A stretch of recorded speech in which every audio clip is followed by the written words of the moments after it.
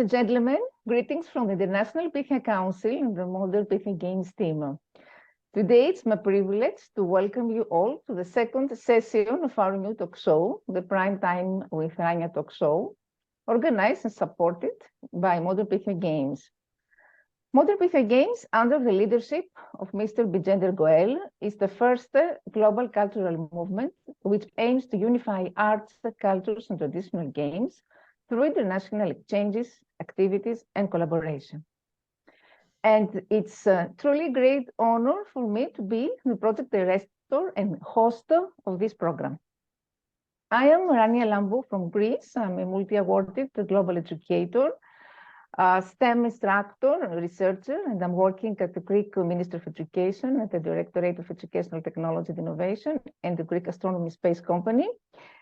And moreover, I am a global ambassador of language, literary, and oratory arts, as well as education of the International Pythian Council.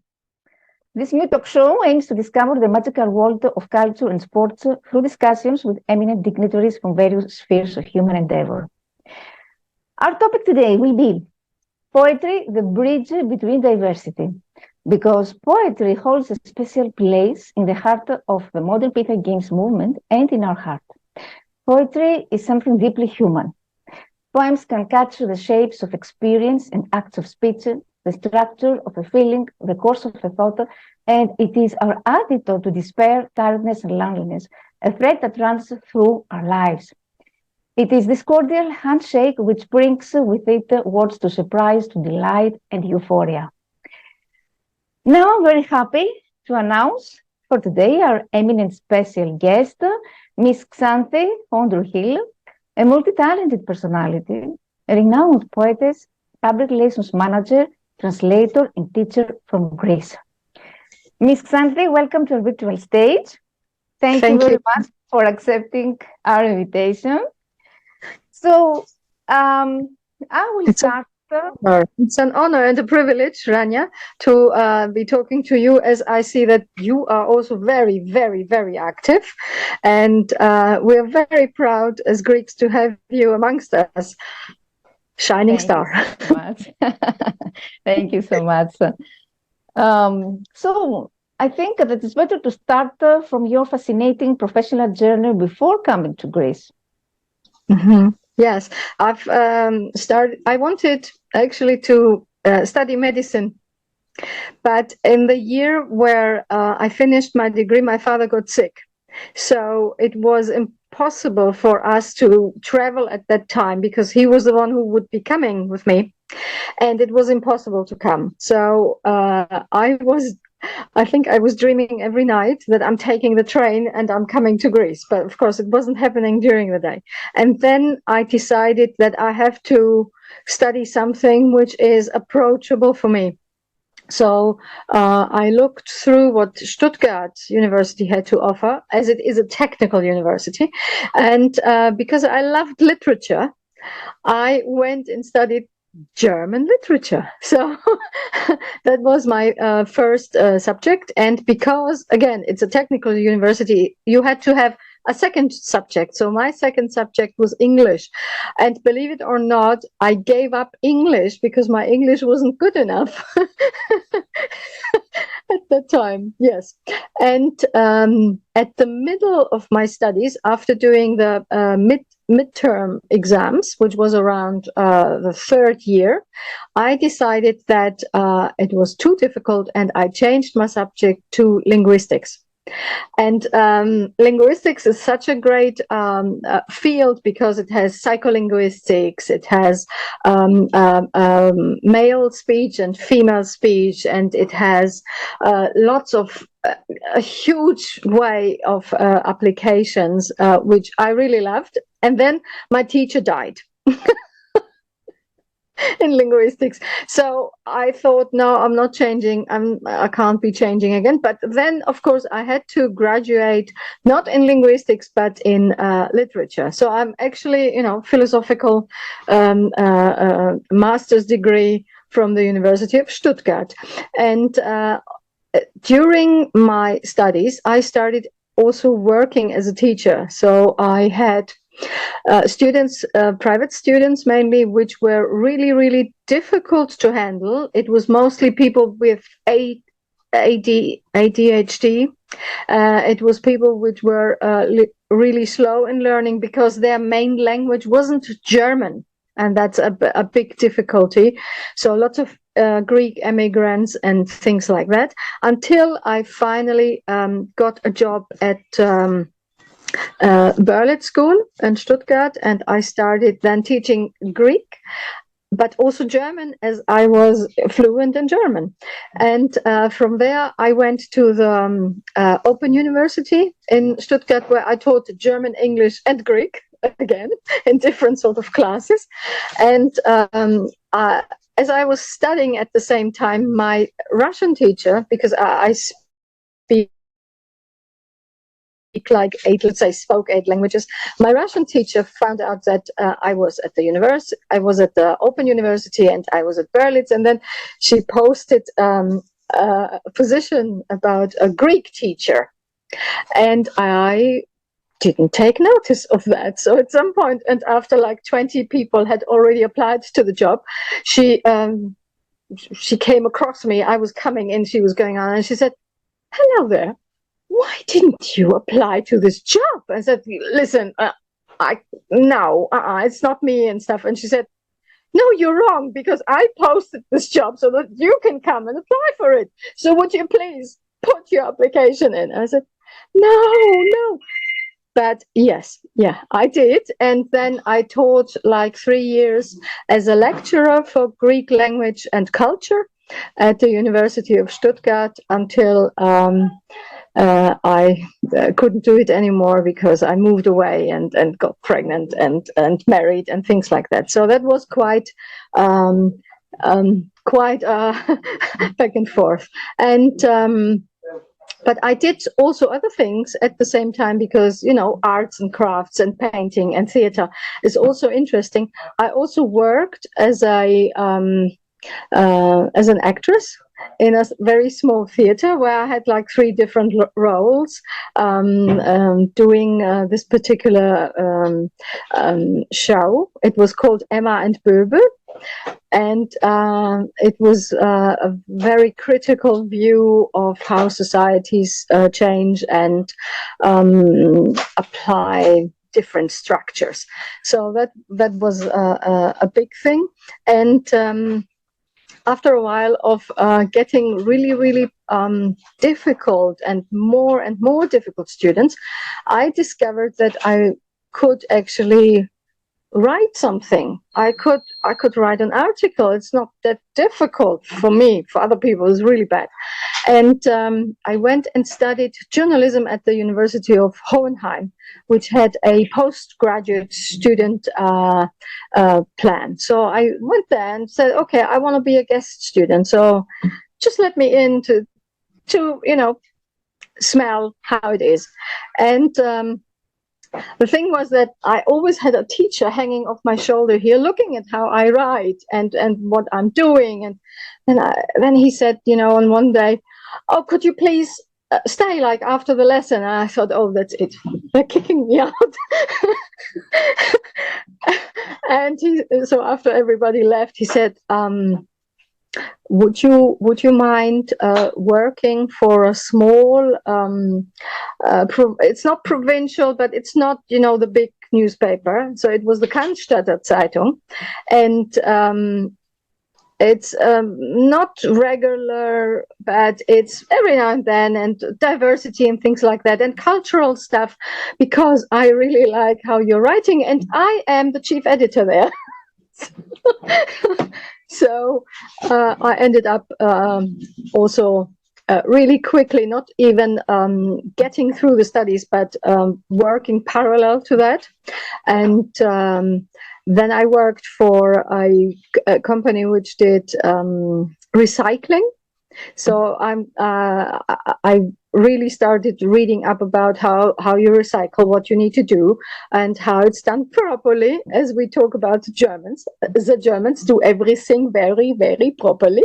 So that was quite amazing, because I worked for a small little town, and I did there the specialty newspaper, where they were like 10 years into that, and they were already doing that, and it was really a small community, but they recycled everything. They had like maybe 30 bins. They did paper, then they did carton, then they did like butter paper, where they took the aluminum off, then they did tins, then they did hard tins, then they did, you're getting where I'm going with. And that was very interesting, because they started at school level. They started this at primary school, and it was amazing, because they recycled almost 90% of whatever was produced in a home garbage.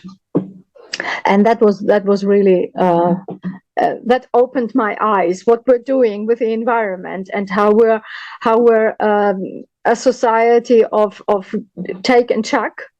And sometimes that is a problem for me, because I can't chuck things which are useful, because I say, oh, that could have another life with a nice wrapper on it, or with a nice painting on it, like a shoebox. You can paint a shoebox and things like that. So yeah, this is my ecological understanding of Mother Earth. And if you actually look at all the seas, or all our rivers in Greece, there is so much garbage in it, which could be handled. We could use that to build our roads. We could, I don't know, there are factories which are, for instance, in Belgium, they are burning the garbage and they're producing heat for the homes.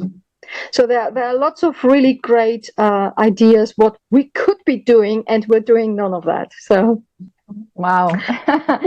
I'm surprised. You're really a restless soul. You know that literature, linguistics, theater, you said you were an actress, suits you best than medicine, I'm sure, because you have all this immense creative talent. You're a genius in learning languages. And also, you are very active and sensitized towards global issues like environmental awareness that you mentioned before. And also, you're involved in knowing peaceful activities, in campaigns, in peace campaigns. Yes. So that's actually a very interesting, turbulent journey, I must admit. Yes, And yes. how was your collaboration with the Greek consulate in Stuttgart?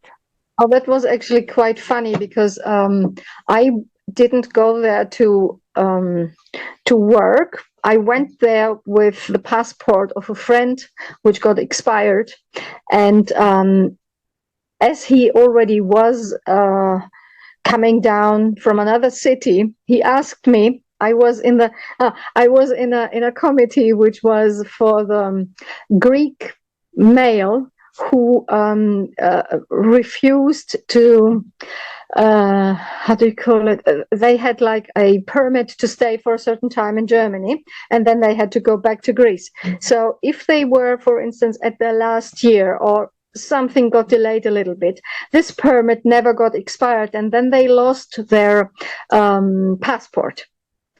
Yeah, so the passport wouldn't get renewed, and then they couldn't stay in the country and things like that. So we had built a committee where when men were not allowed anymore, for instance, or when it was too difficult, or when they came like already 5 times and couldn't afford to lose another day of work, as many of them were working and studying at the same time, then someone of us girls would go in and ask for a favor.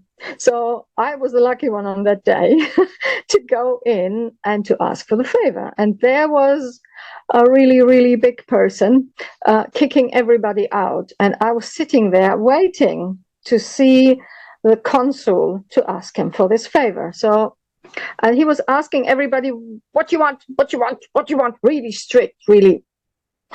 I said, I came here to ask a favor according to paragraph slash this, according to the European law for this passport. And he said, get into this room. So I went into the room with another girl who I was there with, and then he locked the room, and I thought that cannot go well. Because I'm in my heart, I'm a pessimist. Yeah, so I thought this cannot go well. This is a tragedy. So at some point, he had kicked out everybody, and he unlocked the door, came in, locked the door behind him. I was still really skeptical. I was really sitting there, really stiff. And he said, okay, so please now tell me, what is the problem? And I said, okay, this student pass expired. He needs to stay in the country, and he would love to go to Greece because his parents are old and things like that. And according to paragraph in the European law, the law states that. So he took the pass, he put it down, he called somebody came and took the pass and took care of that, was taken care of without a second question. And then he said, okay, what is your job? I said, well, I am studying to be a public relations consultant. And then he simply said, you're hired. That was the whole story. And so on that day, what I did, he said, okay, so what can you suggest to me? I'm new here. I don't know anybody. So what do you suggest me to do? I said, you should call the Stuttgarter Zeitung and actually arrange with them a meeting so that they can meet you and introduce you to the German public. And he said, no, really? I said, yes. Excuse me 1 second. So I picked up his phone and called, because I was working at that time from the Cannstatter Zeitung. I had moved to the Stuttgarter Zeitung, and my poetry had already been presented there as one of the, little flower buds of the house of writers in Stuttgart. And I had a very good connection to the cultural department, as I was doing lots of cultural and actually multi-culti, they were calling it. So anything with mixtures of cultures and things like that. So I called there the chief editor and said, I am sitting in the Greek consulate, and the Greek consul, Dr.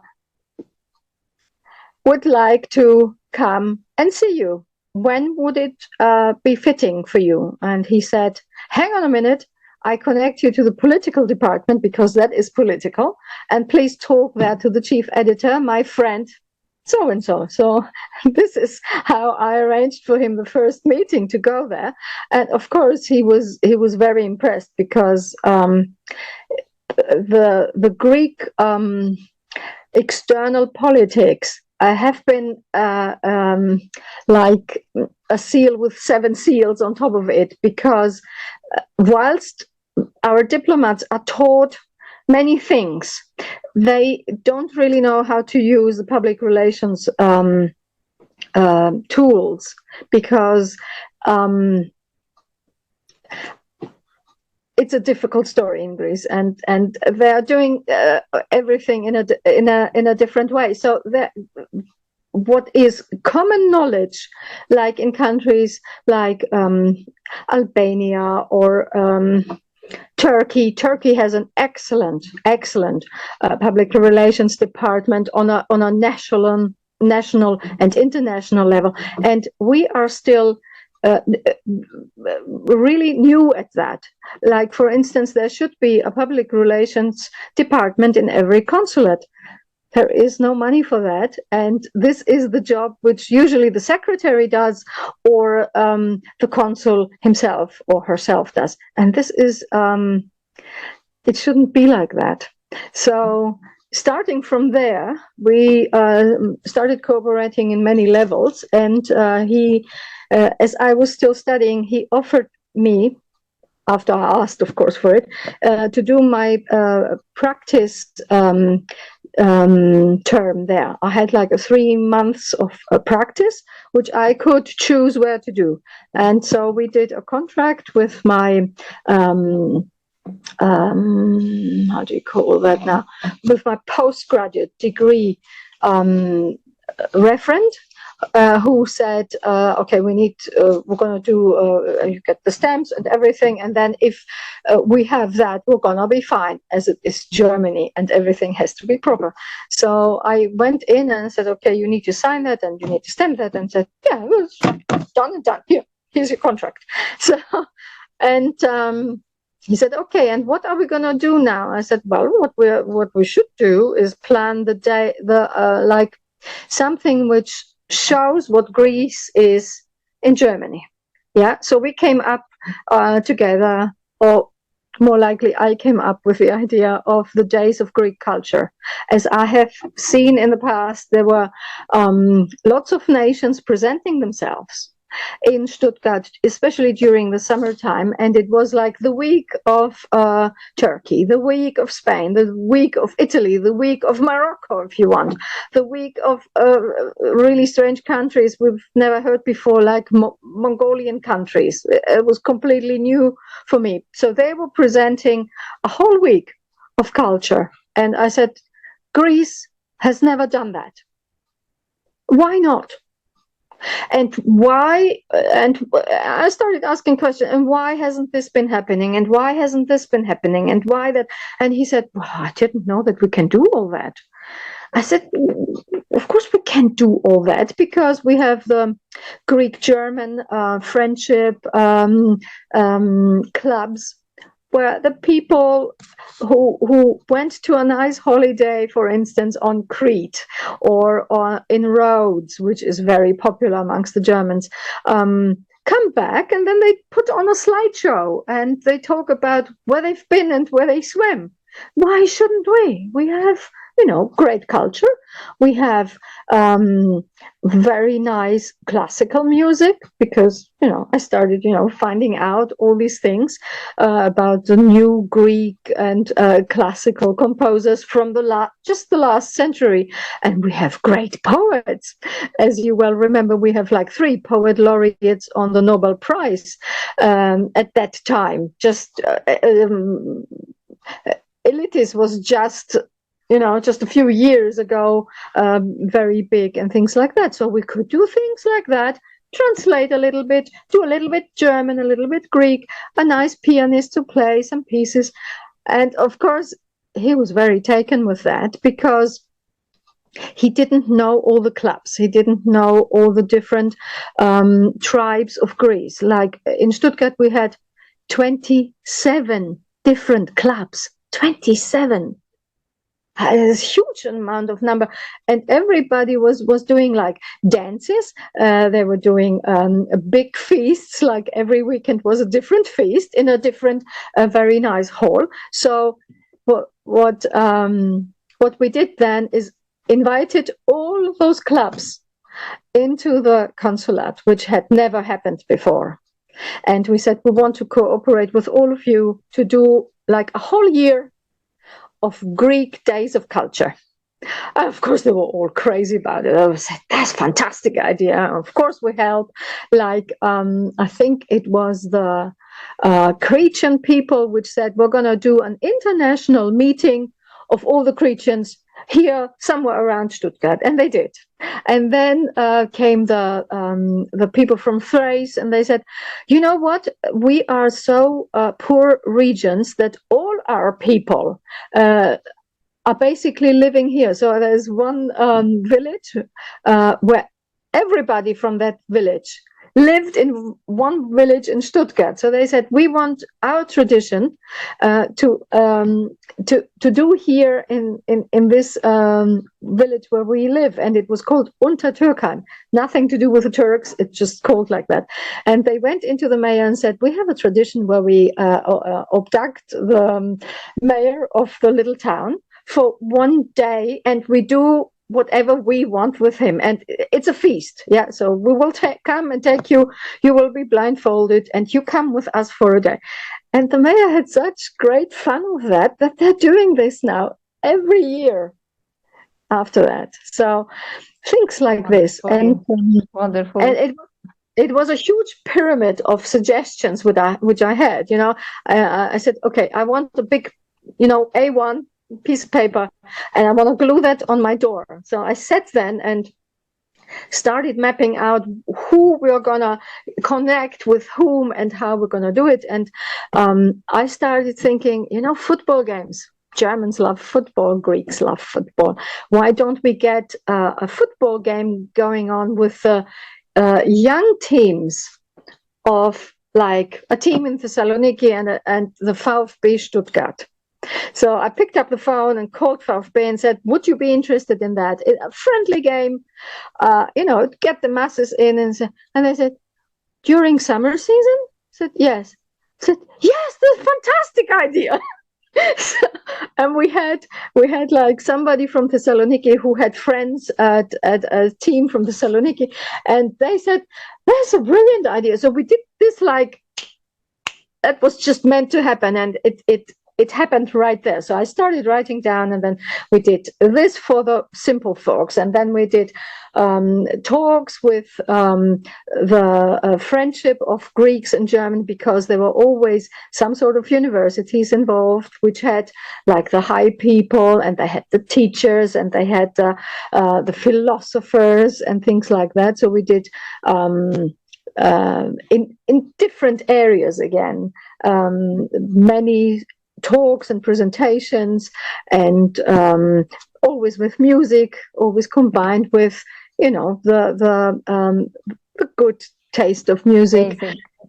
Amazing presentation of your experiences. Really, we enjoyed a lot of the way you describe it. It's fantastic. It was fun. It was just fun. And then I wrote this all down, and then I said, we have 3 university professors, and they should talk about, one was he was in politics and Politikwissenschaften, science of politics, and he should be talking. And then I had a friend who was working at the radio station in Stuttgart. So we did this meeting with the 3 professors and a talk at the radio station, and they were over the moon because they hadn't done that before.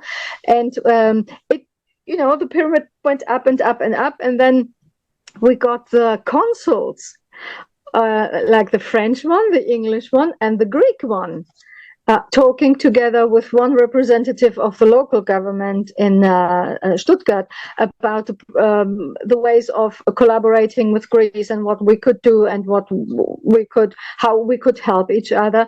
And at that time, the theme was the problem with the wet borders, because Greece, as you well know, is a country which doesn't have, it has floating borders. The borders are open, they are in the sea, so you don't know if you have crossed over to this land, or if you crossed over to Africa, or if you crossed over to Asia. So that's very difficult to define that. And then we talked about that, and to talk about that meant that the local German government said, and why don't you bring like an inter-parliamentarian group of politicians here, so that each of our parties can talk to each of your parties, and maybe then we can come to a solution. And that happened.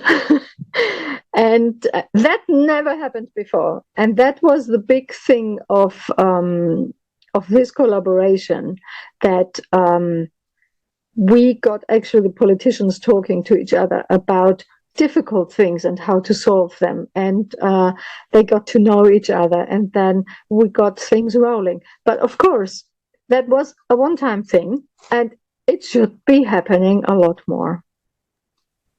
Amazing contribution. We're very proud of you. Thank you. And now I think it's time to ask you about poetry. Okay. When did you start writing poetry? What inspired you to begin writing? And why poetry bridges diversity?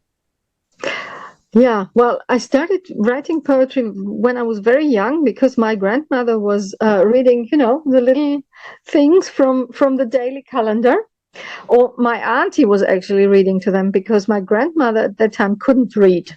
She wasn't educated in reading and writing, but she loved poetry. She loved poetry. She loved the music. She loved rhyming herself, even without knowing how to write. And we were reading one, and then we were making up another one.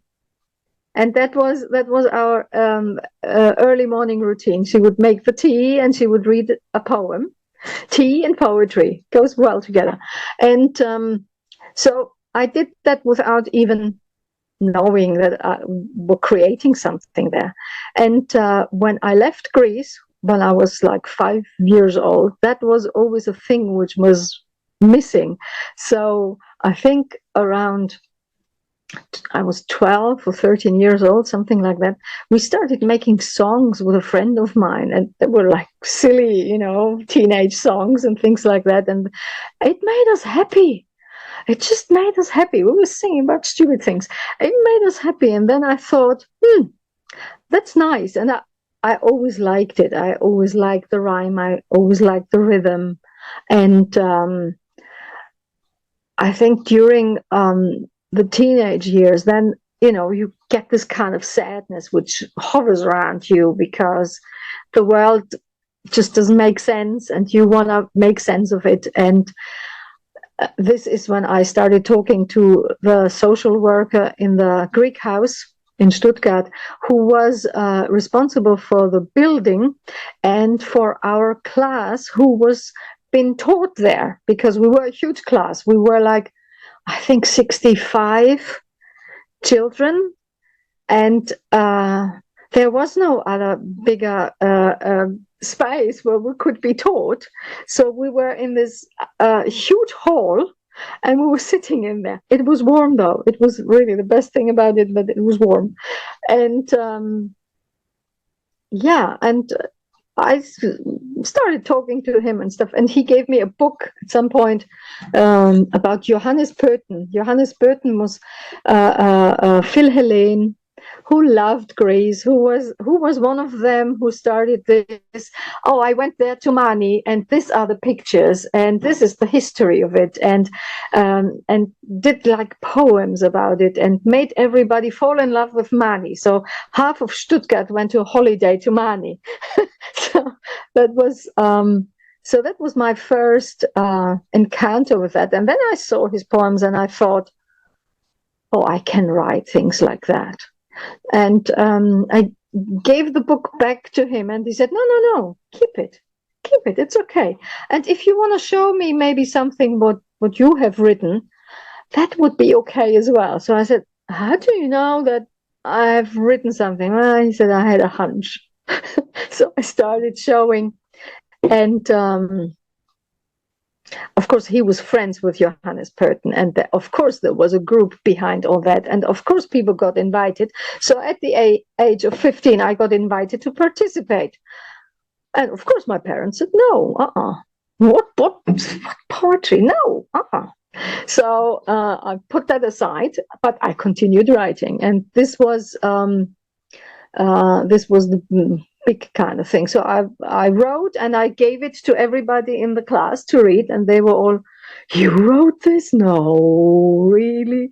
Yeah. No, really? So they were all very impressed, but for me it wasn't good. So at some point, I think I was like 17 or 18, I took the whole folder.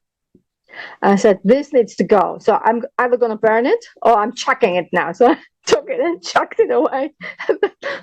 My friend who was sitting next to me said, you did what? Where is it? So she ran to the bin and she took it back out, and she said, I'm taking that home with me. And when you're old, you can, and very successful, you can ask me for that, and I might not give it back to you. And I said, okay, you're crazy. Just burn it. Just throw it away. So, and she still has it. So I don't know what I've written there, and I don't know if it was any good, but she was, I think she was impressed. You are a perfectionist since this age. And how did your poetry deploy and evolve throughout the years?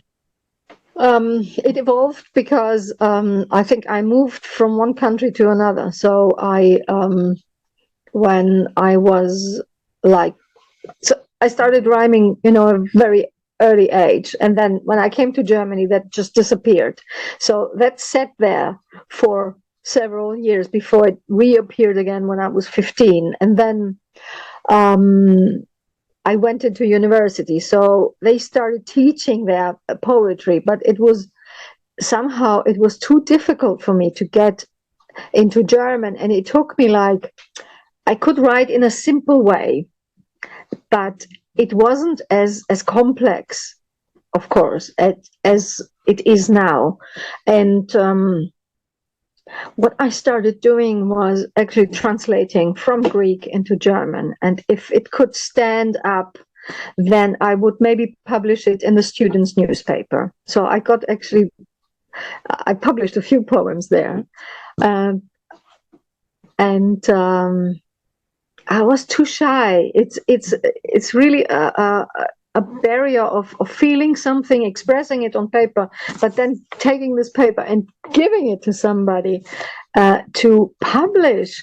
That was a huge step, and I think I just have overcome this step now during lockdown, which is like 2-3 years ago, where like we couldn't go out anymore. So the outside had to come in. And then the thing was that what you talk to your friends like over coffee and stuff is not happening anymore. So you need to express that. Well, you need to bring that out to the world. And then I started writing again, and a lot.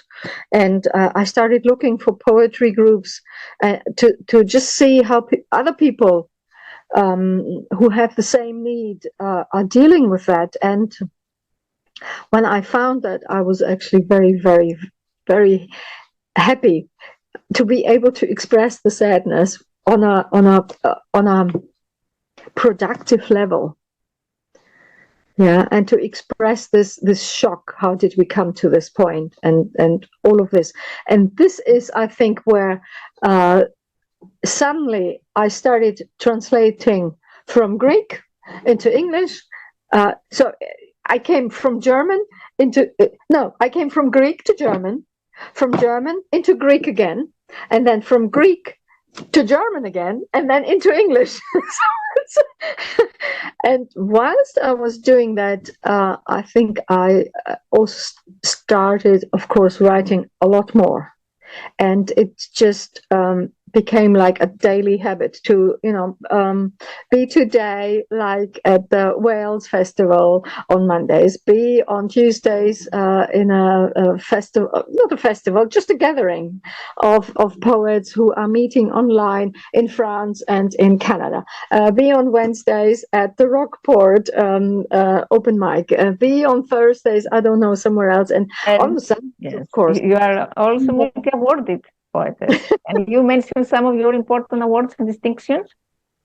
Oh, well, at the beginning I thought, okay, okay, so I'm out there and it's nothing special, because I thought that everybody is very special, because they are really, I met so many talented people out there. I thought, okay, it's good to be amongst those people.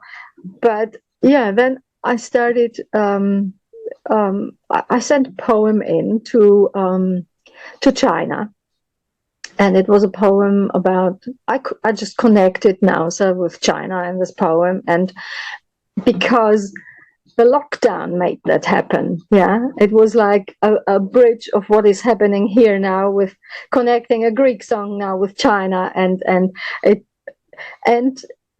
got an award for that. So that was really, oh, good, oh, great, that's fantastic. But then they kept coming, and I have stopped counting, I think, after 25. And what I think was a very, very important one was the first prize, because first prizes are always really amazing. So it was the first prize on the Gandhian Global Harmony Association, because in that specific group are all the Nobel Prize poet laureates. And I think that was, I think that made me think then, because, when you get awarded with first prize, it means that your responsibility towards writing is not smaller, but bigger. You're not writing anymore for yourself. Yes. So for me, it was this realization that it's not just for me anymore. And people are actually reading it, and people are either taking comfort in it or they're thinking about it. And that was a big step. And the other big thing what happened, I think, was the 30 stars around the world, which happened last year around this time. I think yesterday was the anniversary of that. That's pretty huge as well, to be named, shining star of the world. Great. And, you know very well that awards bring plagiarism. And I want your opinion about plagiarism in poetry, because it's not new, it has happened before, and those who are in the field of poetry are very well aware of it. So what are the ethical questions and the concerns that plagiarism in poetry arise? Well, it happened right after the first prize of the global Gandhian global. I always mix that up. I started to notice that people liked that title. The poem title was "Seeds of Peace," and people must have loved this title so much. I heard it everywhere. Everybody was creating suddenly something with seeds and something with peace, or they were twisting it around, or they would call it peace seeds, seed peace, seedlings of peace, things like that, all around. And I thought, at the beginning, I thought, this is so frustrating. They're taking now my title as mine and stuff like that. And then I sat down, because I thought I was the only one who had thought of it, but no. So this title has actually an organization who does something with ecological understanding and things like that. So I'm not the first one there. And then there are poems much older than mine, which also have this title. So it is a good title. And if you think about peace and you want to grow it, of course you use the seed. So I thought. And just let them. Mm-hmm. Yeah. And I also think people take on your wording when there is just nothing better than that, and they can't express it in any other way, or it touches them so much that they're using the exact same words. Of course, it's not ethical. And of course, you should be using speech marks and quotes and say, okay, she said that or he said that. And then maybe even develop your own things around it. But sometimes it can't be avoided, because it also happens that two people on two opposite sides of the world can have the same idea. It happens. And then you can't say whose idea was it first.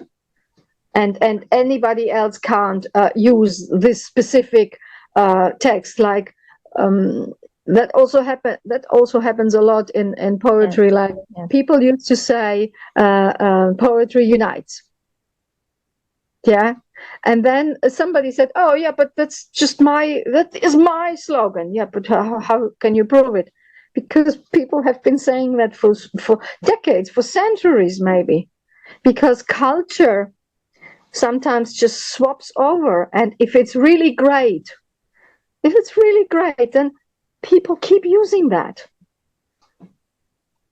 Mm-hmm. I don't know. Now, I want you to tell me about this renowned International Poetry Festival of Nausea. What is your contribution? Okay, so my contribution, the craziness of my contribution was that when I came here, like 24 years ago, in 1999, I thought it would be a great thing to do this here in a small town, because many festivals like the Coracle Festival in Wales or festivals in Sweden are done in small places like outside of big city centers in the middle of nowhere. And I thought, why not? So, but the how it should be done just actually came to me like after lockdown, where I should involve the mayor, because the mayor's office, the cultural department, is the one who is responsible for all the halls available to create such events. And I did like events before, like for the past 3-4 years. I was doing every 2 weeks book presentations, poetry presentations, with music and things like that. And I thought, why not get the international community, which I obviously have now, to come here to Nausa. So I started, talking about Nausa, and people said, man, make a festival. We'd like to see the Macedonian tombs. We'd like to see the ancient theater, which is very impressive. We would like to see, whatever else you have there. And this is how it started, like a crazy, crazy idea. And then I went one day into the mayor's office and I said, listen, I have this crazy idea. I know it's Christmas, but I want to do a poetry festival, and preferably in the summer so that many people can come. It's cool here. We don't have so much tourism because we are a ski resort. We have winter tourism, or we have carnival tourism, but in the summer, to bring people in, what do you think? And the mayor said, I like this idea. That's not a bad idea at all. And but how do you want to do that? And I said, well, I need your help, because I'm thinking of like 20 people, but they need to sleep somewhere, they need to eat somewhere, and the events I will plan. And Maya said, yeah, do you have any idea where? So I said, yeah, there is like a school which did ecological awareness. And this has the capacity of hosting like 70 children who are coming with the school. Of course, adults don't all want to sleep in 6 bedrooms, but we can spread them out, and there are many bathrooms and facilities. So it's quiet, it's clean, it's not a 5-star hotel, but people will make do for a few days. And he said, that's a great idea. And the food we will sponsor. So they sponsored the food, and we started cooperating, and I was sending them the progress and things like that, and they just loved it. And the poets last year, I have to tell you, it was the first one ever where we got together, and it was like we knew each other from previous lives or something like that. It was awesome initiative, wonderful. But at the same time, we know that you are a great teacher, and it's important to teach poetry in the school classroom, because poetry today suffers from an image problem. I mean that in a curriculum that favors practical skills of creativity, poetry, I think, gets overlooked. So can you share with us some teaching strategies of how we can teach poetry and art general in the classroom? Some tips. In the classroom, I don't know how you actually can teach in the classroom, because I've never taught poetry. It's not something I was taught to be able to teach, but I can tell you what I did with children, which I'm meeting every year, because some of the schools around here have invited me, especially on Poetry Day, to talk about poetry. So I went like this year, and I spoke in the open theater, which the Lyceum in Nausa has, and there are 2 schools together in one, and there were children from both schools there. So the teacher had done like an initiative where they were talking about poetry, and then the children had started to write poetry, but then they were very shy with sharing, as we well know teenagers are. And And Yes. then they started, you know what they do then? They deflect. And then they say, we didn't have time to write. And oh, yeah, we had homework. And I said, guys, who are you talking to? What are you talking about? A poem. A poem grabs your hand and says, you have to write me now. It's 3 o'clock in the night and you have to. Especially, if we encourage them to turn poems into illustrations, or if we use music also to teach poetry. Or we can use technology because young people now are techno savvy. So Yeah, digitally also, this can be a there are motivation many. for students. Yeah, there are many ways to actually get people to write, but the one very important one is actually for them to admit that they're writing. And I think with that thing where I did, what are you talking about? You know, my arm gets pulled out at night. They started laughing their heads off. They were all, and then they started pulling something out of the back pocket and saying, you know, I just wrote that. and listen, I was listening to what you were saying, and I read that Piece of Seeds poem and Seeds of Peace, and I heard that, and then I wrote this, and they were coming out with a love poem, and then and one was inspiring the other, and it was just such a wonderful session with those children that I've never had before. And sometimes on another school in Halkida, where I have a friend who does German lessons, so she is very kind. It's Eleni Tsarucha, who is always inviting me to just read a poem and to explain what I did. And then they start asking questions and getting really interested. And you actually see that there is something there which wants to spark. And this is when you start, for instance, to say inspiration can strike you in the middle of the road.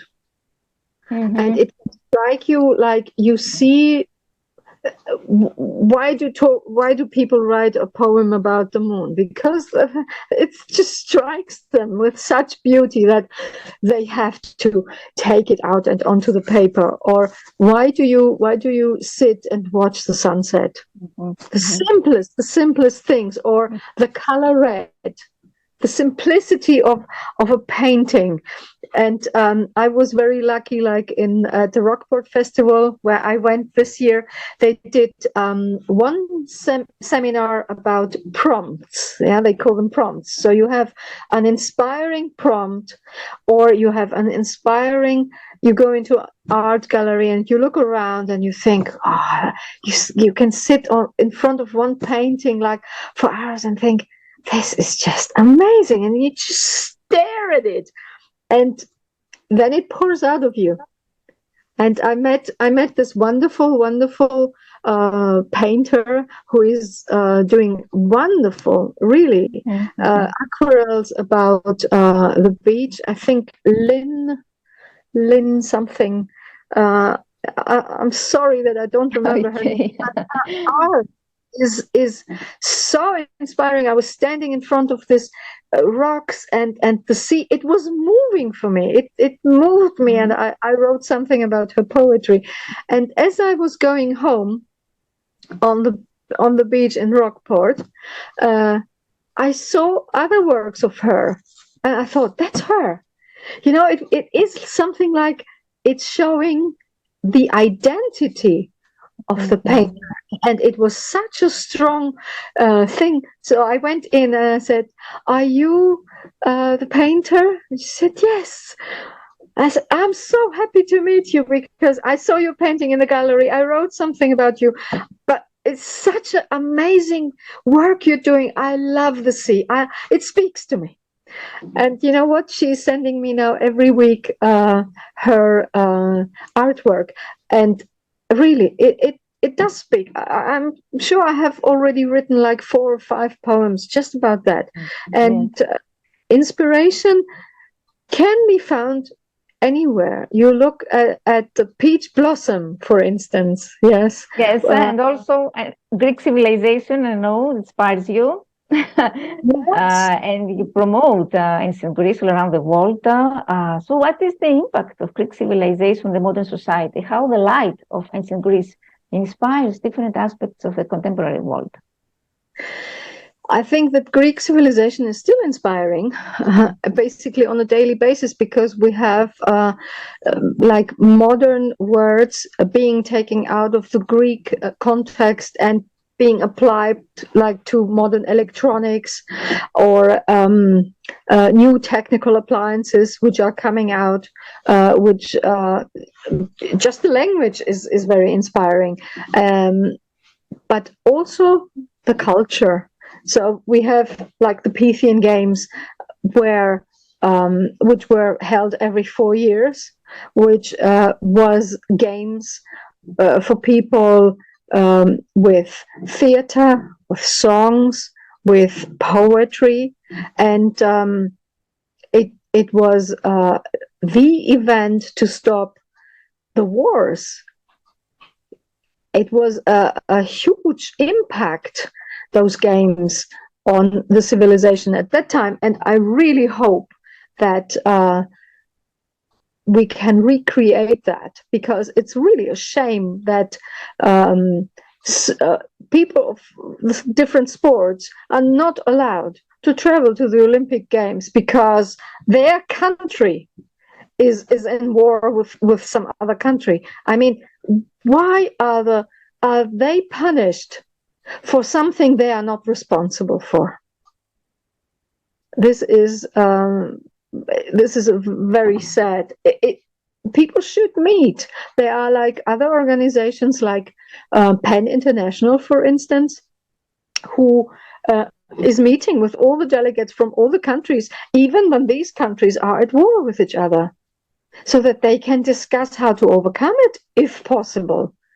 And this is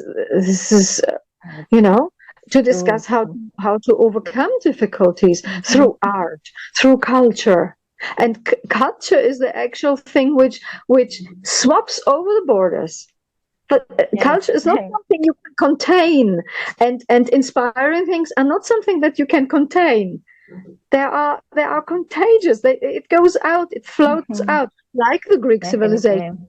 Greek civilization you have all over the world. You have, like in America, you have it inspired the Renaissance. And it's a great honor to have you in the team of Modern Pythian Games as convener of language, literary, and oratory arts. So what is your vision about Modern Pythian Games, founded by Ginger Goel? I really wish we can achieve what the ancients did. Just copying what they did in their vision. If we copy that alone, it would be amazing results, because today we don't only have the physical presence somewhere we can hold digital festivals. We can exchange information really quickly. We can evolve out of that, and it should be possible to create something really amazing just with the knowledge of the ancient Pythian games. Absolutely, and Modern Pythian Games platform is always close to poets and offers them pathways to showcase and develop their talent. We support poetry and culture in general, providing poets with many opportunities to flourish. So thank you so much, Ms. Xanthi, for this really fantastic discussion. We learned so many things from you. I love the way you described all your experience and your feelings and what inspired you to write. Sadness, yes, I think is the main motivation behind any successful poem. And I would like to thank, of course, Mr. Bigender Goel for this great opportunity for me to produce this talk show. Thank all the audience who watched us live from various social media handles, and we are renewing our appointment with new interview sessions and new special guests. Thank you very much. Thank you for having me. Wishing you a wonderful evening. Thank you, Ms. Xanthi. Thank you. Thank you.